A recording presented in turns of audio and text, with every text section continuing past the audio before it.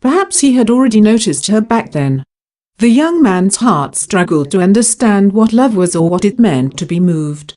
He only knew that after playing football after school every day, he would see her and feel relaxed.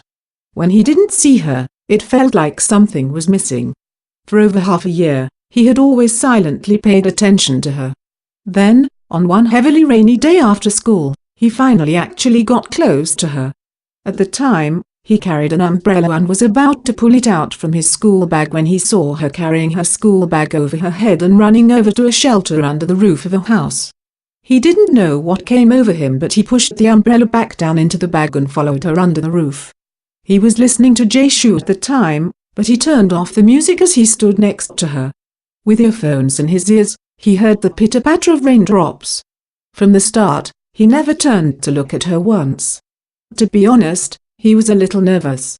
It was not until the rain had died down and he was getting set to leave that he turned to look at her.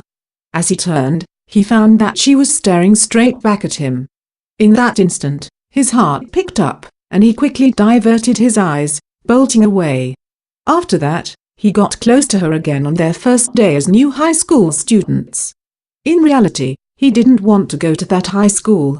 The tuition was a little expensive, and at that time, he had already spent all of his late mother's savings.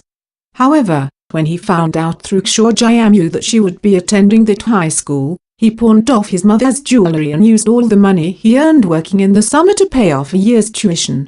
That day new students had to report to school, so he purposefully stuck with Kshaw Jiamu. When Kshaw Jiamu introduced them, he really wanted to say his name, but out of habit he just coldly nodded. Kshaw Jiamu gave her his name instead. At that time, it counted as both of them officially recognizing one another. To the very least, when they bumped into each other, she would say hi, and he would nod at her, or sometimes, he would say her name. Naturally, his favorite place was the school field. Every night when he would play football, he saw her and her friends in the field running. Yeah. Actually, there was another secret people didn't know. That field was where the guys got together to judge who was the school's most beautiful girl. He didn't vote for her. However, in the end, she was chosen as every guy's most beautiful girl in school.